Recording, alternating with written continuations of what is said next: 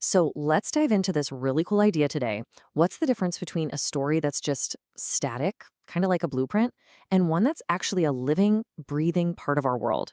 We're going to look at two concepts to figure this out: mythos and mythagoria. And this quote, wow, it just perfectly captures what we're talking about. Think about it. Every story you love, whether it's an ancient myth or something modern like Star Wars, it all starts as a seed. It's not just a fun little tale. It's got potential, it's packed with meaning. But here's the thing, right? A seed that's just stuck in a box, well, it's just a seed. It's not going anywhere. And that brings us to the big question for this whole explainer. What does it actually take for that seed to sprout, to turn that silent story into something alive? To get to the bottom of that, let's start with the seed itself. Our source material has a great name for this. It calls it a mythos, which you can think of as the silent DNA of a story. So, what is a mythos? Well, it's the story's core code, its foundational DNA. It's like the master blueprint for a building, or maybe a super compressed file on your computer.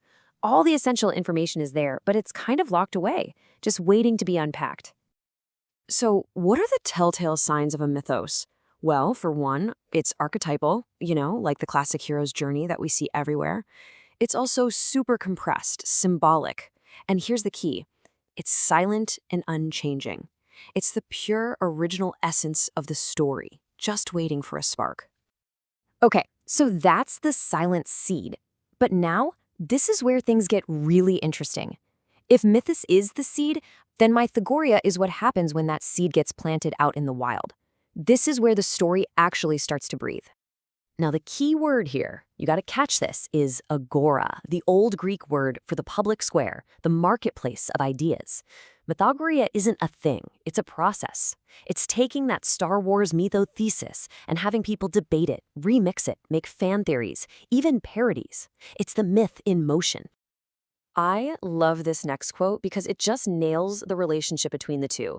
Mythos is all that locked up potential, but mythagoria, that's when that potential smacks right into the real world, that messy, loud public space where stories are actually lived. It's the myth breathing through us. So, how does this whole breathing thing actually work?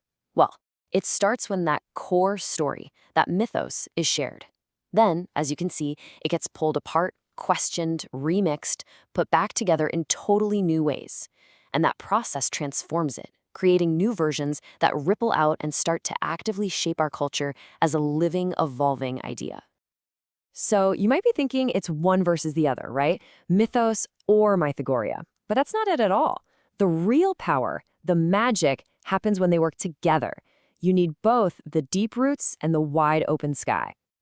This image of the tree just says it all, doesn't it? The roots plunging deep into the earth, that's our mythos. Those are the stable foundational stories that ground us. But the branches, reaching for the sun, that's mythagoria. That's the open, public conversation where those stories can grow and change and actually mean something to new generations. And when you see them side by side, the contrast is, wow, it's huge. On one side, if you have a mythos all by itself, it risks becoming dogma, a beautiful but totally lifeless crystal frozen in time. But on the other side, when you let that seed grow through mythagoria, you get a living, breathing ecosystem. The story stays relevant because we're all constantly testing it and adapting it. This table really breaks it all down for us. Just look at the focus. For mythos, it's all about that core essence, that archetype. But for mythagoria, it's all about dialogue and evolution. Or look at space. Mythos is internal, something you think about. Mythagoria is external, it's communal. It's the difference between having the blueprint in your pocket and actually being on the construction site with everyone else, building something together. Okay, so this isn't just some abstract theory, right? This is actually a tool you can use, a new lens to see the world. Which brings us to you.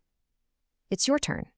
From now on, whenever you run into a powerful story, doesn't matter if it's in a movie, a news report, or just some family legend, ask yourself this first question. Am I holding a seed? Is this a piece of compressed foundational meaning? Or are you actually seeing something else? Are you witnessing that story in the middle of its journey? Is it being debated, remixed, transformed right here in front of you? Are you part of a living conversation? And here's the kicker, the most important question of all. This question changes everything. It turns us from just being people who listen to stories into people who are part of their evolution. Because every single time we share or debate or retell a story, we're helping it grow. So what happens when you add your voice? And that really just leaves us with this incredible, powerful idea. We are constantly writing and rewriting our future through the stories we choose to tell and share and transform together. The next great myths aren't just out there waiting to be found. They're waiting for us to breathe life back into them.